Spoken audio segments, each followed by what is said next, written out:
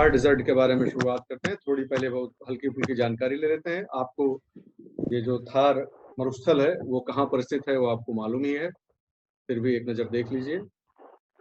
ये जो एरिया है ये है अरावली।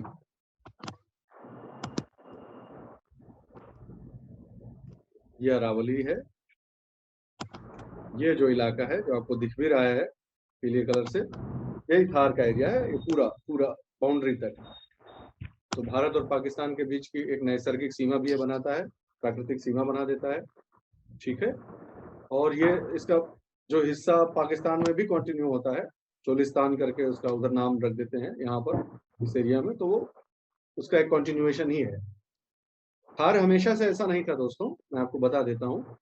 थार हमेशा से ऐसा नहीं था। पहले यहाँ पर ह्यूमिडिटी थी काफी, ऐसे ऐतिहासिक तथ्य मिले हैं।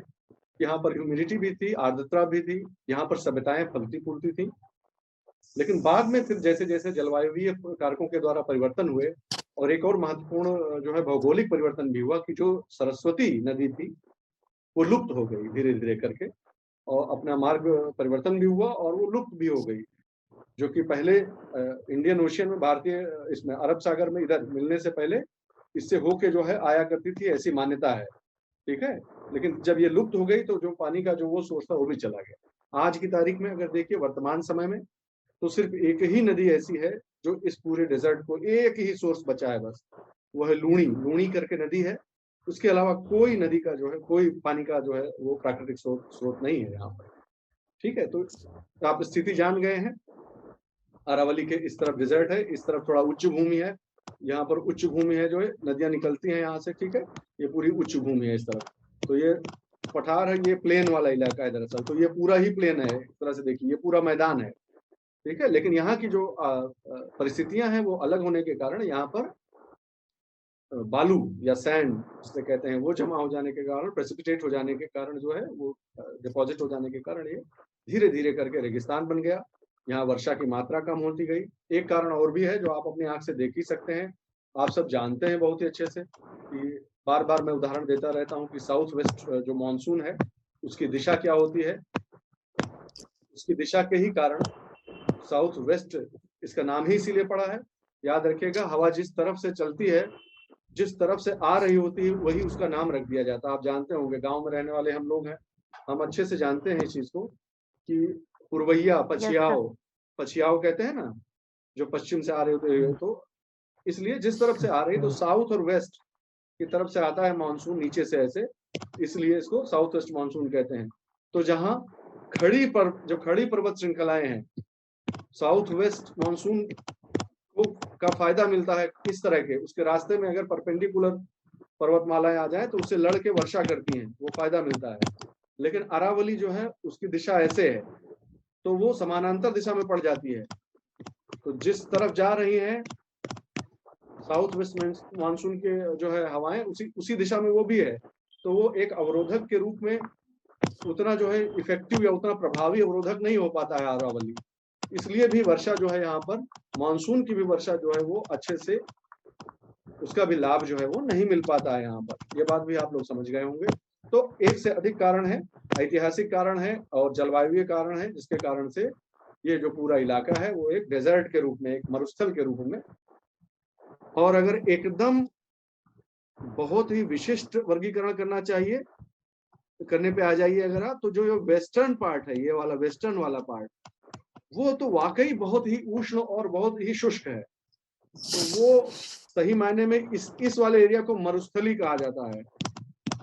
जो मरुस्थली शब्द इस्तेमाल होता है वो इस वाले इलाके के लिए आता है। ये वाला पार्ट थोड़ा उतना भीषण नहीं है, जाने रहिए बस आप लोग, ये वाला पार्ट उतना भीषण नहीं है। तो मरुस्थली जो है वो नॉर्थ वेस्टर्न जो एरिया है या वेस्टर्न जो पार्ट है थार डेजर्ट का, उसे मरुस्थली कहते हैं, मरुभूमि जो कहा जाता है। ठीक है। यहाँ तक भी समझ गए आप लोग, अरावली का समझ गए।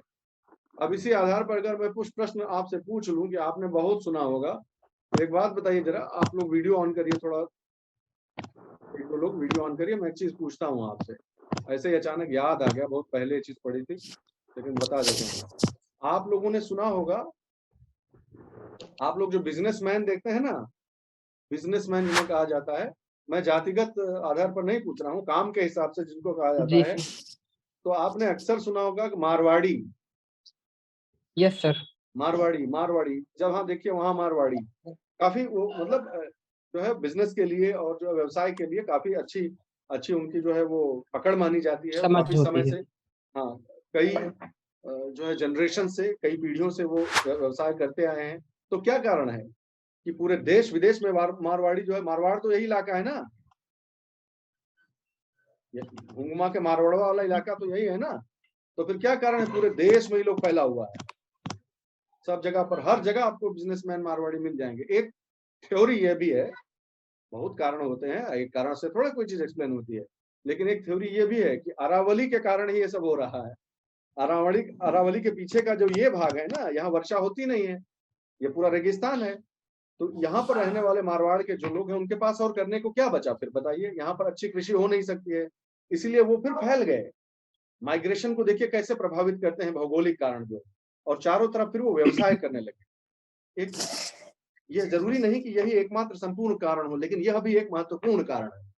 तो इस प्रकार के बहुत सारे उदाहरण आपको मिलेंगे, माइग्रेशन के बहुत एग्जाम्पल्स मिलेंगे। और इस समय माइग्रेशन पर बहुत सारे जो है कंट्रोवर्सीज, बहुत सारे विवाद भी चल रहे हैं। तो माइग्रेशन को भौगोलिक कारणों से जोड़कर देखने का प्रयास कीजिएगा। विशेष रूप से जो नॉर्थ ईस्टर्न हिस्सा है हमारा, हमारे देश का जो नॉर्थ ईस्टर्न हिस्सा है, जो उत्तर पूर्वी हिस्सा है, उस पर भी यही बात लागू हो रही है। माइग्रेशन के बहुत सारे केसेस, बहुत सारी स्टडीज हो रही हैं, और उसका सबसे ज्वलंत उदाहरण जो मैंने आपको बताया कि मारवाड़ के लोग आखिर क्यों है कि पूरे देश विदेश में सब जगह फैले हुए हैं, मारवाड़ी क्यों हर जगह है। इसी प्रकार से एक उदाहरण और देता हूं मैं आपको, भौगोलिक कारणों का महत्व। ऐसा क्यों होता है, ये जो इलाका है, आप आप जानते होंगे कि यूपी बिहार का जो पूर्वांचल इलाका है और बिहार का इलाका है, मैं कोई क्षेत्रवाद नहीं कर रहा हूँ, आप मुझे संकुचित मत समझिएगा, लेकिन बिहार उहार के जो इलाके में है, ये ऐसा क्यों होता है कि इतने अधिक सब आईएएस, पीसीएस और आईएएस में, इस लोक सेवाओं में इतना अधिक समय तक इतना ज्यादा प्रतिनिधित्व क्यों रहा है? क्योंकि और कुछ करने को है ही नहीं है। अगर आपके अंदर योग्यता है तो आप क्या करेंगे, और योग्यता के बल पर कुछ हासिल करना चाहते हैं तो कितनी संभावना है आपके पास? बहुत कम। बहुत अच्छी वेल डेवलप्ड इंडस्ट्रीज नहीं है। जो थोड़ी बहुत खेती की भूमि वगैरह है, बाढ़ होने मिटा देती है। कोसी नदी का कहर चलता आ रहा है हमेशा से, आप समझ रहे हैं? तो यस इस सर। प्रकार से सोचने का प्रयास कीजिए, आपके भौगोलिक कारण किस प्रकार से समाज के अंदर जो है वो अलग अलग वर्गीकरण पैदा कर सकते हैं, समाज की दिशा निर्धारित कर सकते हैं, अर्थव्यवस्था की दिशा निर्धारित कर सकते हैं। बहुत सारे इसके बहुत उदाहरण मिलेंगे आपको। सिर्फ 2 उदाहरण दे रहा हूं क्योंकि हमें जल्दी से आगे बढ़कर इसे पूरा भी करना है, ठीक है। थार के बारे में मैं डेटा रटाने में विश्वास नहीं रखता, लेकिन आपको थार डेजर्ट के बहाने, इस मरुस्थल के बहाने मैं एक रोल मॉडल दे रहा हूं, ये ठीक है। मैं नहीं कहता ये सबसे अच्छा है क्योंकि मैं भूगोल का विशेषज्ञ नहीं हूं, लेकिन आपको कैसे पढ़ना चाहिए ये मैं बना के सिर्फ थार के बहाने दे रहा हूं। जितने लैंड फॉर्म्स हम पढ़ रहे हैं सब पे ऐसा ही नोट्स बनाइएगा। ये एक उदाहरण मैं दे रहा हूँ, देखिए, ठीक है। आदर्श नहीं हो सकता है, लेकिन एक उदाहरण है कम से कम। इसको पहले तो ये ध्यान रखिए, किसी भी उसके बारे में पढ़िए तो हमेशा उसको कुछ हेडिंग्स में बांटने का तुरंत जो है वो कोशिश कीजिए। फिजियोग्राफी यानी भू आकार, उसका भू आकृति कैसा है, उस चीज का जो है सामाजिक आर्थिक प्रभाव क्या है, उसका जैव विविधता, एनवायरमेंट भी पढ़ा है ना आपका सिलेबस में, एनवायरमेंट, तो उस नजरिए से भी देखना जरूरी है उसको।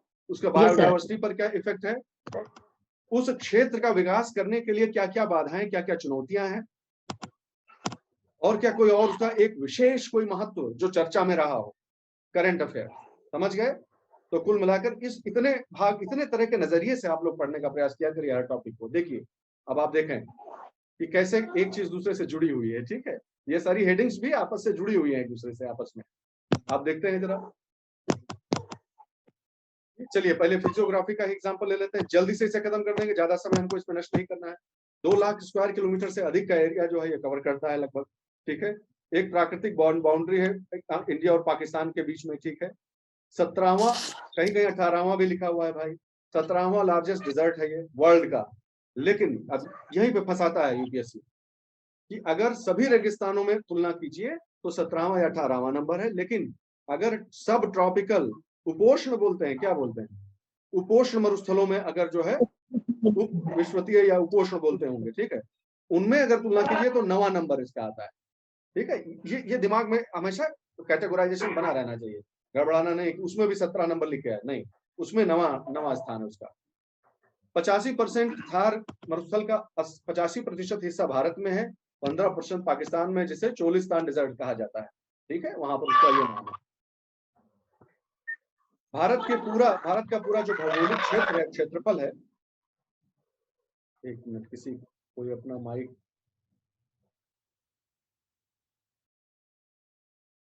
कोई बात नहीं, अभी पढ़ते हैं। थोड़ा सब लोग आपस में ध्यान रखिए भाई, किसी का माइक वगैरह ऐसे न खुला रखिए। ठीक है, तो अब ये देखिए 5-4.5% जैसा इंडिया का अगर पूरा एरिया ले लीजिए, उसका 4.5% जैसा डेजर्ट क्या है ना। मैं ये सब डेटा क्यों पढ़ा रहा हूँ, ये मुझे पसंद नहीं है ये सब पढ़ाना, लेकिन कई बार अब आप जानते ही हैं कि किसी एक डेटा पे एक सवाल आना बंद हो गया है।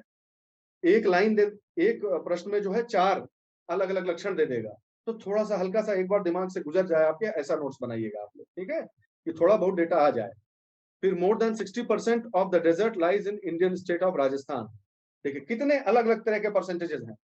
ठीक है, पहला परसेंटेज क्या पढ़ा आपने, प्रतिशत क्या पढ़ा, और इसको इसी तरह से पढ़िए कि आपको दिमाग को तो लगेगा कि आपने पढ़ लिया है, लेकिन आप उसको रिकॉल नहीं कर पाएंगे सही से, इसलिए पहले से ही ये विभेदीकरण करके पढ़िए। पहला परसेंटेज पढ़ा कि भाई 85% भारत में है, 15% पाकिस्तान में है। अब भारत में, ठीक है, अब भारत में जो 85% है उसका 60% राजस्थान में है, क्षेत्रफल के हिसाब से उसका 60% राजस्थान में है। तीसरा परसेंटेज, राजस्थान की 40% जनसंख्या इस इलाके में ही रहती है, तीसरा परसेंटेज। और चौथा परसेंटेज कि भारत के कुल क्षेत्रफल का, भारत भूमि के कुल क्षेत्रफल का 4.5% जैसा ये रेगिस्तान ही है। ठीक है, इस तरह से पढ़ा कीजिए हमेशा, नहीं तो आप बोल बोल कर पढ़ेंगे तो आपको और आसानी होगी। ठीक है, लेकिन हाँ 60% of the desert lies in Rajasthan, फिर इनटू गुजरात, पंजाब और हरियाणा, इतना मिला के जो है ये इन राज्यों में भी ऐसा कई बार हो सकता है कि निम्नलिखित में से कौन से राज्य में थार जो है वो नहीं पाया जाता है, या पाया जाता है 1 2 3 2 3 4 ऐसे आ सकता है। ठीक है, मरुस्थली के बारे में आपको बता ही चुके। यहाँ की सबसे बड़ी समस्या क्या है, बालू के जो पर्वत होते हैं, सैंड ड्यून्स जिन्हें कहते हैं, हवा के बनाए हुए, वो सारी हवा का स्कल्पचर है, वो हवा की चित्रकारी है, हवा का शिल्प है वो, तो वो शिफ्ट होते हैं वो। ठीक है, ऐसे ऐसे उड़ उड़ के, जैसे केचुआ नहीं रेंगता है, समझ लीजिए वैसे वो शिफ्ट होते रहते हैं। और इस प्रकार अच्छे बसे बसाए गांवों को के ऊपर भी जो है वो रेगिस्तान बनता जाता है कई बार। ये एक बहुत बड़ी समस्या होती है, जो कि एक सब हेडिंग है, एक बड़ी हेडिंग का, जिसका नाम है लैंड डिग्रेडेशन। ठीक है, भूमि का अपक्षय या कुछ ऐसा होगा, उसका जो है नष्ट हो जाना। ठीक है, उसकी क्वालिटी में, गुणवत्ता में ह्रास हो जाना, भूमि नष्ट होती जाए और उस पर रेगिस्तान बनता जाए, मरुस्थल बनता जाए। याद है किसी को? इसी पर मरुस्थलीकरण कह लीजिए, डेजर्टिफिकेशन होता है वो। लैंड डिग्रेडेशन एक बहुत बड़ा टर्म है। लैंड डिग्रेडेशन कई तरह से हो सकता है, जिसमें से एक कारण मरुस्थलीकरण भी है। याद रखेंगे आप इस बात को। तो आपको ध्यान हो, मेंस में क्वेश्चन आया था, मैंने ग्रुप पर भी आपसे शेयर किया था कि क्योंकि उसी साल इंडिया ने डेजर्टिफिकेशन, मरुस्थलीकरण वाली एक जो है गोष्ठी की थी। तो ये सब आपको हमेशा जो है यस सर। थोड़ा सा रहना पड़ेगा, चतुर रहना पड़ेगा और सजग रहना पड़ेगा। खैर आगे बढ़ते हैं। लूनी जो नदी है, वही एकमात्र इसका जो है वो स्रोत है कह लीजिए। ठीक है, और ये पुष्कर से शुरू होती है और अरावलीज में जाके जो है, अरावलीज के जो पुष्कर वैली वहां से शुरू होती है और रण ऑफ कच्छ गुजरात में आके समाप्त हो जाती है, 530 किलोमीटर की यात्रा करके, पूरी करके। ठीक है, याद रखें कि इसमें धार वाले मरुस्थल एरिया में बहुत सारी जो है वो खारे पानी की झीलें हैं। आप जानते होंगे नमक का भी बहुत ज्यादा उत्पादन यहाँ से होता है, आपने कहीं ना कहीं जरूर सुना होगा, निश्चित सी बात है। तो उसका आर्थिक पक्ष भी हो गया वो। और कोई पूछे कि आखिर आता कहाँ से, यहाँ तक कि गुजरात में भी एक बहुत बड़ी खारा घोड़ा, यस, गुजरात में भी एक लेक है, मैं यहाँ गया हुआ भी हूँ। ये सॉल्ट जो है वो चट्टानों से आता है, चट्टानों के क्षय क्षरण होते होते वहां से जो लीक करता है, और वो सॉल्ट जो है उसकी वजह से पानी जो है वो खारा हो जाता है, इसे ध्यान रखिएगा। कुछ खारे पानी की जो झीलें हैं वो यहाँ पर लिखी हुई हैं, हल्का फुल्का जानना चाहिए। कम से कम टॉप 3 जो 3 बड़ी क्षेत्रफल के हिसाब से 3 बड़ी कौन सी हैं, और नमक के उत्पादन के हिसाब से औद्योगिक महत्व वाली कौन सी महत्वपूर्ण झीलें हैं, देख लीजिएगा आप लोग। ठीक है, सोशियो इकोनॉमिक कुछ एस्पेक्ट्स देख लीजिए आप थार के। विश्व का सबसे अधिक पॉपुलेटेड यानी जनसंख्या वाला ये डेजर्ट है। 1 स्क्वायर किलोमीटर पर हमारे हिसाब से 83 लोग या कुछ ऐसा रहता है इसमें, ठीक है, जो कि डेजर्ट के हिसाब से बहुत ज्यादा है। इतने लोग और कहीं नहीं रहते हैं। 40 राजस्थान का 40% यहीं रहता है, ठीक है। कारों और झार दो चोटियां हैं, ठीक है। इनसे निकलने वाली छोटी छोटी जो सीजनल स्ट्रीम्स हैं, जो सालों साल पानी में नहीं रहता है उसमें, लेकिन सीजन आने पर उनमें थोड़ा बहुत पानी रहता है, इसीलिए जनसंख्या ज्यादातर वहीं के आसपास जाके बसी हुई है। ये देखिए भौगोलिक, कैसे एक भौगोलिक कारक ने अर्बनाइजेशन का पैटर्न कह लीजिए, या कैसे लोग बसेंगे, उनके बसने का जो है पैटर्न है वो डिसाइड कर दिया। यही एनवायरमेंटल डिटर्मिनिज्म कहलाता है दोस्तों। फिर यहाँ पर रबाड़ी, रबाड़ी करके जो जनजाति है वो नोमैडिक ट्राइब है, ठीक है, खानाबदोश बोलते हैं ना उनको। अपने ऊंट और अपने कैटल लेकर चलते रहते हैं, विशेष प्रकार के उनके उनके वस्त्र होते हैं, पहनावे होते हैं, वो चलते रहते हैं, ठीक है, अलग अलग जगह पर। अभी धीरे धीरे ये कम हो गया है, लेकिन वहां पर नोमैडिक ट्राइब है जिनको रेबाड़ी कहते हैं, ठीक है। भेड़ और ऊंट ये दो उनके मुख्य पशु होते हैं, पालते हैं वो।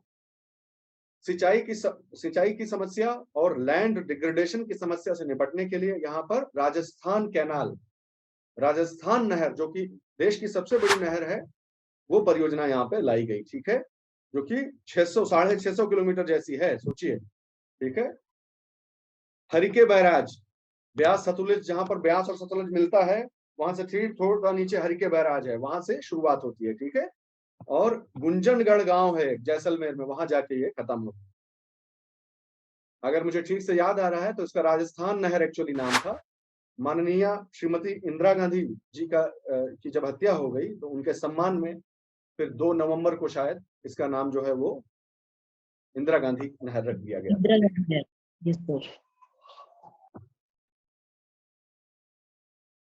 अगर बारिश के सीजन में तो कुछ फसलें हो जाती हैं दोस्तों, लेकिन बारिश का सीजन के बाहर बाकी जो सीजन है, बाकी जो मौसम है, उसमें 1/3 से ज्यादा की फसल जो है वो नष्ट हो जाया करती है। तो यहाँ पर खेती करना बहुत बड़ी चुनौती होती है, ठीक है। इसलिए एनिमल हस्बेंड्री यानी पशुपालन, पेड़ घास वास टाइप का लगा के इंटर क्रॉपिंग, ठीक है, एक ही क्रॉप के साथ दूसरी क्रॉप, इस प्रकार से कुछ सब्जियां वगैरह उगाया करती हैं, ठीक है, फ्रूट ट्रीज हैं, ये सब जो है ज्यादा क्रॉप जो वायबल हैं, ज्यादा जो है वो उनकी संभावना ज्यादा यहाँ पर रहती है, ठीक है। लेकिन जो अगर रेगुलर क्रॉप कहिए, जो सामान्य फसलें यहाँ पर उगाना बहुत मुश्किल हो जाता है। जो उग पाता है थोड़ा बहुत वो खरीफ में हो पाता है, ठीक है, खरीफ सीजन में थोड़ा बहुत फसलें हो जाती हैं। रबी की फसलों में बहुत दिक्कत होती है। धीरे धीरे सिंचाई की व्यवस्था जब बढ़ती जाएगी तो रबी की फसलें भी यहाँ पर कुछ कुछ होने लगी, ठीक है। बेर केर सांगरी, याद रखिएगा, ये कुछ महत्वपूर्ण वृक्ष पौधे हैं जो है वहाँ के सर्वाइवल के लिए बहुत जरूरी है, वहाँ जो लोग रहते हैं। खेजड़ी का वृक्ष जो है भगवान जैसा मानते हैं लोग राजस्थान में, ठीक है, ये सब जानते रहिएगा। इस सब के बारे में डिटेल में पढ़ना है आपको, इसको मैं सिर्फ दिखा रहा हूँ कि नोट्स ऐसा होना चाहिए, फिर इसके ऊपर आप अपना कॉन्सेप्ट बिल्डअप करते जाइएगा। स्ट्रेंज बात अब एक आ रही है, अच्छा, आपको चौंका देने वाली, अफीम की भी खेती यहाँ पर, कंजम्पशन और प्रोडक्शन दोनों, खपत और उत्पादन दोनों अफीम का भी इनके कुछ क्षेत्रों में होता है, जो जनरली हमारे दिमाग से निकल जाता है, ठीक है।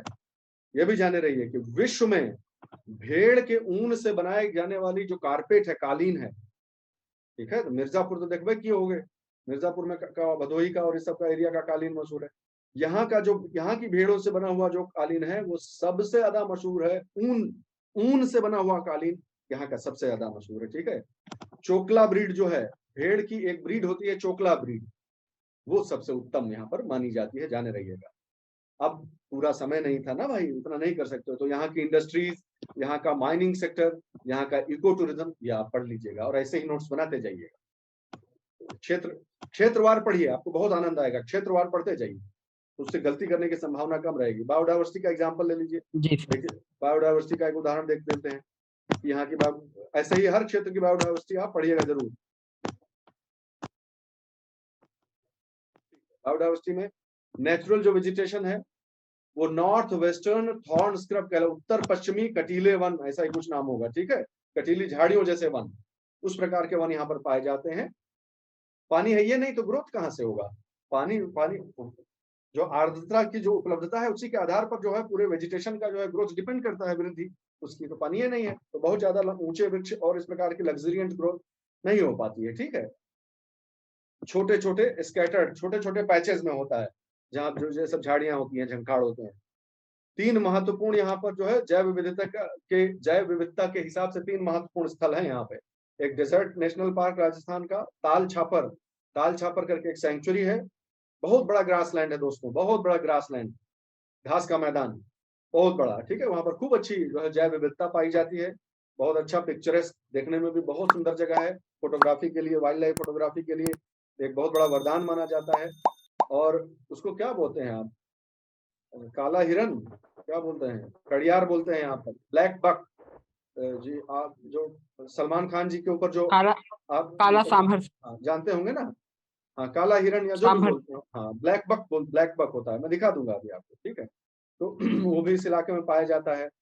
यहाँ की एक और बहुत विशेषता है जो ब्लैक बक से याद आया, कि मनुष्य और प्रकृति के बीच में सामंजस्य का कोई अगर एक उदाहरण भारत से प्रस्तुत करना हो आपको विश्व के लिए, एक अनुकरणीय उदाहरण, तो हमेशा दीजिएगा बिश्नोई समुदाय का उदाहरण। याद रखिएगा इस चीज को। मैं आपको यहाँ पर एक इंपॉर्टेंट चीज बता के, एक घटना बता के आगे बढ़ता हूँ। मेरा जूनियर है IRS ऑफिसर, बहुत ही भला इंसान, बहुत ही अच्छा ऑफिसर। उसके पिताजी की, वो बिश्नोई समुदाय से हैं, जब मैं सूरत में पोस्टेड था तो उनके पिताजी की जो है, पिताजी का देहांत हो गया किसी कारण से, तो हम लोग उनके घर वहां पर गए। ठीक है, राजस्थान में। और वहां जाकर हम आश्चर्यचकित रह गए, जो लोग हम गए थे इधर से उत्तर भारत वाले और यहाँ गुजरात वाले लोग जो गए थे सब दोस्त, तो हम वहां जाकर चकित रह गए कि वहां पर उनके पिताजी को जो है वो उनका दाह संस्कार नहीं हुआ, उनको दफनाया गया जमीन। ये विश्वास ही नहीं हो रहा था कि हिंदू समुदाय होने के बाद ये कैसे हो रहा है। फिर धीरे धीरे उस पर जब मैंने अध्ययन किया, समझा, तो पता चला कि ये अपने खुद के दाह संस्कार के लिए भी पेड़ नहीं काटना चाहते, उसके लिए भी। इसलिए ये धीरे धीरे प्रथा है, ये जिसने मुझे बताया, मैं अपनी सीमित जानकारी के आधार पर बता रहा हूँ। तो ये भी एक नई चीज सीखने को मिली।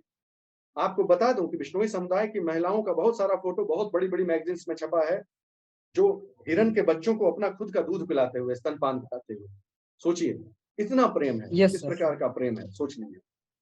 और आप जानते होंगे कि जो सलमान खान जी के खिलाफ जो मुकदमा चल रहा है, उसमें भी यही कम्युनिटी जो है, इस समुदाय की वजह से इन्होंने लिया स्टैंड कि नहीं ये गलत है, इन्होंने शिकार किया है, तो हम, मैं उस पर कोई फैसला नहीं सुना रहा हूँ, मैं बता रहा हूँ कि ये समुदाय जो है वो उसके पीछे, उनकी उनकी जो उनके सेंटिमेंट्स हैं जो वो इन्वॉल्व है। ठीक है, फिर उदाहरण मैं आपको इस प्रकार से आप समग्र रूप से पढ़िएगा भाई, मैं ये उदाहरण इसलिए दे रहा हूँ सिर्फ। ठीक है, फिर देखिए वाटर स्कैर्सिटी, तो अब समस्याएं क्या होंगी, आप मान लीजिए प्रशासक हैं, तो आप क्या क्या समस्याएं सबसे सामने आएंगी। पानी की जो कमी हो गई, कितने फोटोज देखते हैं आप मीडिया में कि जो है घड़े लादे हुए राजस्थान की महिलाएं कितनी दूर दूर तक उनको पानी लाने के लिए जाना पड़ता है। तो अब आपको सोचना शुरू करना पड़ेगा कि जो है, ठीक है, वाटर की स्कैर्सिटी है। सैंड ड्यून्स का स्टेबलाइजेशन, कि वो खिसके ना भाई, खिसकते जाएंगे तो जो उपजाऊ भूमि है वो भी चलती चली जाएगी, खत्म होती जाएगी, वसाहत खत्म होती जाएगी। तो कैसे पेड़ पौधे लगाकर उनकी प्राकृतिक जो है सीमा बना दी जाए कि उसके पार नहीं जा पाए। सैंड ड्यून स्टेबलाइजेशन, लैंड का डिग्रेडेशन, बाकी जितने भी कारण हैं भूमि के क्षरण के, उसको कैसे रोका जाए। क्रॉप जो फेल हो जा रही है उसके लिए क्या किया जाए, फसलें कैसे जो है वो सफल बनाई जाए। वाटरशेड मैनेजमेंट आपने बहुत बार सुना होगा, इसको क्या बोलते हैं हिंदी में, जल क्या प्रबंधन, कुछ बोलते हैं, नदी नदी क्षेत्र प्रबंधन, कुछ वृष्टि क्षेत्र, कुछ ऐसे ही होता है नाम इसके, कोई बात नहीं। वाटरशेड भी याद रखिए, अंग्रेजी में भी। क्यों ये महत्वपूर्ण होता है वाटरशेड? वाटरशेड एक्चुअली प्रकृति के द्वारा बनाई गई एक इकाई है। ठीक है, एक नदी का क्षेत्र है, मान लीजिए ऊपर से आ रही है और ऐसे बहते हुए चली जा रही है, उसका ढलान, उसका कोण, उसकी प्रवणता सब प्रकृति ने बनाई है। यानी एक वाटरशेड एरिया के एक हिस्से में अगर कोई परिवर्तन आप लाएंगे तो उसका प्रभाव प्राकृतिक तरीके से अन्य सभी क्षेत्र, उसके अन्य सभी भाग में पहुंच जाएगा। समझे मेरी बात? क्योंकि वो नेचर का बनाया हुआ एक यूनिट है, वो एक जियोग्राफिक यूनिट है that has been crafted by the nature itself. तो किसी एक एरिया में कोई एक अच्छा काम कर दीजिए तो उसका प्रभाव आगे जाकर सभी एरियाज में अपने आप पहुंच जाएगा। वैसा ही ढालान है उसका, वैसा ही उसकी वैसी संरचना है। इसलिए वाटरशेड जो है वो एक इंपॉर्टेंट यूनिट है, एक महत्वपूर्ण इकाई है। विकास की कोई भी योजना बनाइए तो वाटरशेड को एक यूनिट के तौर पर अडॉप्ट किया जाता है, न कि पॉलिटिकल बाउंड्री को। समझे बात? भौगोलिक सीमा के हिसाब से डिसाइड करिए तो ज्यादा इफेक्टिव रहेगा। ये नहीं कि हम इस जिले को विकसित करेंगे, आप उस पूरे भौगोलिक क्षेत्र को एक इकाई बनाकर विकसित कीजिए तो ज्यादा आसानी होगी और ज्यादा फायदा होगा। समझे मेरी बात? सब लोग समझ गए? हाँ, ठीक है। फिर एग्रो फॉरेस्ट्री जानते हैं आप, ठीक है। एग्रो फॉरेस्ट्री क्या होती है? इसी सब के पीछे जो लगे हुए हैं लोग, मेहनत कर रहे हैं उस क्षेत्र में काम करने की, थोड़ा उनके बारे में भी जान लीजिए।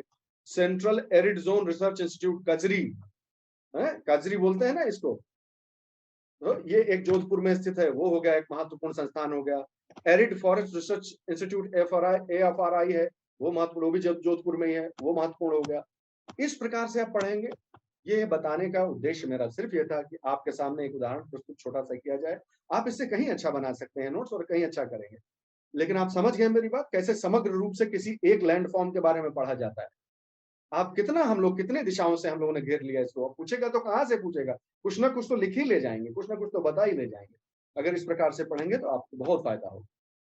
अब स्पेशल पॉइंट जो मैंने कहा था कि हर एक लैंड फॉर्म, हर एक एरिया के बारे में कोई एक स्पेशल पॉइंट होगा जो आपको खूब अच्छे से अध्ययन करना है। यूपीएससी की नजर इन सब चीजों की तरफ रहती है।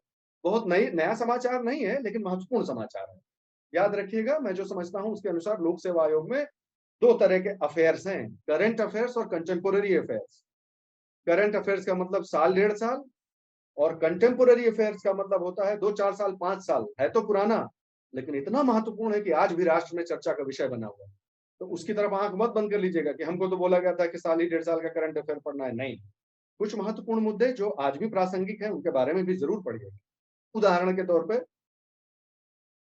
आर्कियोलॉजिकल सिग्निफिकेंस, थार एरिया का, मरुस्थल एरिया का आर्कियोलॉजिकल का हिंदी देख लीजिएगा। पुरातन जो विज्ञान है, पुरातात्विक जो विज्ञान है उसका, पुरातात्विक से, हाँ पुरातात्विक विज्ञान है, उसमें क्या महत्व है, ठीक है। या पैलियोन्टोलॉजिकल जो एविडेंस है उसके हिसाब से क्या, तो जैसलमेर डिस्ट्रिक्ट में ही बहुत बड़ा फॉसिल पार्क है, स्पेशली पेड़ों के लिए। पुराने समय के जो पेड़ थे उनका बहुत बड़ा जीवाश्म का संग्रह है, ठीक है। वो हमको ध्यान से देख लेना है कि अच्छा कहाँ पर स्थित है, इसकी सबसे बड़ी 3 विशेषताएं क्या है। ज्यादा नहीं, ज्यादा रगड़ना, क्लर्क नहीं बनना है, अफसर बनना है। ये यहाँ पाया जाता है, अच्छा ठीक है, यहाँ क्यों पाया जाता है? अरे भाई जीवाश्म का पार्क है तो कोई उठा के लेके तो वहां गया नहीं है, वो उसी एरिया में कुछ ऐसा हुआ होगा कि वो सब जीवाश्म हो गए और अभी भी परिरक्षित है। थोड़ा सा 2 लाइन इंटरनेट से पढ़ लिया कि आखिर यही क्यों जीवाश्म का ये पार्क यहाँ पर क्यों है। अच्छा, इसके क्या महत्व है? इसमें सबसे important unique selling point USP का क्या है? अच्छा, ये प्रकार के जीवाश्म यहाँ पर पाए जाते हैं, ओ जो और कहीं नहीं पाए जाते हैं। अच्छा ठीक है, बस खत्म, वहां से दूर हट लीजिए, इससे ज्यादा रटना नहीं है कुछ भी, ठीक है। क्योंकि उतना हमारे पास समय और ऊर्जा नहीं है हमारे पास। हो गया, इंपॉर्टेंट पॉइंट पढ़े, आगे बढ़िए। अब मैं आपको बताता हूं जो सबसे इंपॉर्टेंट मुझे खबर लगी कि मुझे आपसे उसको शेयर करना चाहिए। देखिए, काटवाती करके एक जगह है, वहां पे थार में ही है। वहां पर ध्यान से सुने, कितने मजेदार चीज है। पत्थर के बनाए हुए पाषाण के अस्त्र शस्त्र जानते होंगे ना, पत्थर के जो आप वो एंशियंट इंडिया में वो पढ़े होंगे। सबसे पहला काल जो है, मुझे याद ही नहीं आ रहा है, जो प्रागैतिहासिक जो काल होता है, याद आ गया, वो आप पढ़े होंगे। तो उसमें जो है पत्थर के बनाए हुए औजार, इससे कुछ याद आता है ऐसा कुछ? आप ध्यान आ जाएगा आपको, ठीक है। Yes sir, clever. हाँ बिल्कुल ठीक है। Yes sir. ये जो मिडिल मध्यकालीन जो पाषाण युग है, उसके समय का की एक सभ्यता के कुछ अंश यहाँ भी मिले हैं, जो कि बहुत चौंका देने वाली बात है, जो कि एक बहुत बड़ी थ्योरी को बल देती है कि अफ्रीका से ही, ये आप पढ़े होंगे कि मानव जितने अलग अलग स्वरूप हैं, अलग अलग फेजेस में, जो होमिनिड्स हैं, वो सब यहाँ से अलग अलग जगह में, दिशाओं में फैल गए, है ना। तो अब अफ्रीका में पुरातन सभ्यता का विकास होगा, वो भी एक थ्योरी ही है, और भी उसके और भी विकल्प और संकल्पनाएं हो सकती हैं। आप उसको बांधिए मत अपने आप को, लेकिन एक थ्योरी का एक एग्जाम्पल बता रहे हैं। तो मध्यकालीन जो पाषाण युग है, उसमें एटेरियन कल्चर, एटेरियन कल्चर इसलिए कहा जाता है क्योंकि उसकी पहली बार जिस साइट पे वो मिला था, जिस जगह पे मिला था, बीर एल एटर है अल्जीरिया में, वहां से खुदाई में वो उसके अवशेष मिले थे, इसलिए उसका नाम एटेरियन कल्चर कहा जाता है। तो वो जो मगरेब इलाका है, नॉर्थ वेस्ट अफ्रीका, अब दिखाई देता हूँ मैं, ये मगरेब इलाका कहलाता है। मगरेब पहले कहा करते थे, नॉर्थ वेस्ट अफ्रीका, अभी तो उसमें अलग अलग सब देश बन गए, है ना। तो यहां से जो चीज मिली थी उसका लिंक बताइए। इंडिया तो ये है, देख रहे हैं ना, इंडिया, भारत दिख रहा है ना, आप दिखा, भारत दिख गया ना। खाली मुड़ी हिला दोगे, यस सर। हाँ, मुड़ी हिला दो तो समझ जाएंगे हम, ठीक है। तो भारत यहाँ से आप देखिए, तो ये सभ्यता का एक कनेक्शन यहाँ मिल रहा है, बताइए हाल। ठीक है, इस बहुत बहुत बड़ा बल ये मिला उस थ्योरी को जिसने कहा था कि यहीं से सब इधर उधर गया है, सारा साउथ ईस्ट एशिया में भी उधर से लोग आया है। आप समझ रहे हैं मेरी बात? तो यहाँ पर उसके एविडेंस मिलना एक बहुत बड़ी खोज है, और यही वो एथेरियन जो टूल है इसको कहा जाता है उस जगह के नाम पे है, इसलिए उस सभ्यता को ऐसा नाम दिया गया। अंग्रेजी पिक्चर कभी देखते होंगे आप, वॉर मूवीज वगैरह देखते होंगे, यूनाइटेड स्टेट्स अमेरिका की मूवीज, तो आप जानते होंगे यूएस मरीन्स जो है उनकी सबसे सशक्त सेना मानी जाती है, मरीन्स। सुने होंगे यस जरूर सर। कहीं ना कहीं, नया जनरेशन है आप लोग तो सुन रहे हैं, हम लोग थोड़ा हमरे जैसे थोड़े हैं। तो यूएस मरीन्स जो गाते हैं, जो उनका थीम सॉन्ग है, ठीक है, थीम सॉन्ग में कहते हैं from the halls of Montezuma to the shores of Tripoli. ये एक लाइन, पहली लाइन शुरू होती है और फिर उनकी पूरी, जैसे हमारा राष्ट्रीय गीत है वैसे ही उनका भी एक थीम सॉन्ग है, तो उसमें ये लाइन आती है। तो मैंने सोचा इसके बारे में आपको बताऊं कि ये क्या है। इंटरेस्टिंग फैक्ट है, खाली एग्जाम में नहीं आएगा लेकिन जान लीजिए, ठीक है, जल्दी से बता दूंगा, समय नष्ट नहीं करूंगा। हॉल्स ऑफ मोंटेजुमा जो है ना, एक बैटल हुआ था, वो भी एक महत्वपूर्ण बैटल है। देखिए ये ऐसा क्यों कहते हैं मैं बता देता हूँ। ऐसा इसलिए कहते हैं क्योंकि ये भी एक महत्वपूर्ण बैटल था और ये भी एक महत्वपूर्ण बैटल था यूएस मरीन्स का, इसलिए उसको गर्व के रूप में याद करते हैं। ये दोनों युद्धों को वो याद करते हैं गर्व के रूप में। तो हॉल्स ऑफ मोंटेजुमा जो था वो बैटल ऑफ चापुलटेपेक के हुआ था, उस समय हुआ था। उन्होंने मोंटेजुमा का जो एक्चुअली सही मायने में फैक्चुअली इनकरेक्ट है, तब तक स्पेनिश वो आ चुके थे, लेकिन फिर भी ठीक है, मोंटेजुमा का जब तक वहां शासन था उसके हिसाब से उन्होंने नाम रख दिया। लेकिन इस पर एलेबोरेट करने का पर्पस यहाँ नहीं है, वर्ल्ड हिस्ट्री नहीं पढ़ाना है। जो दूसरा चीज है वो मैं आपको एलेबोरेट करना चाहता हूँ। शोर्स ऑफ ट्रिपोली, ट्रिपोली के तट तक, मोंटेजुमा के हॉल से लेके, जो उन्होंने गिरा दिया था, ढहा दिया था, वहां से लेके ट्रिपोली के तट तक हमारी गाथा, यश गाथा फैलती है, ऐसा गाना है मान लीजिए। तो ट्रिपोली का तट कहाँ है भाई, जाना तो जाए कि ऐसा क्यों हुआ। दरअसल इस पूरे एरिया में ओटोमन साम्राज्य था, सुना होगा, ओटोमन साम्राज्य जरूर कहीं ना कहीं पढ़ा होगा।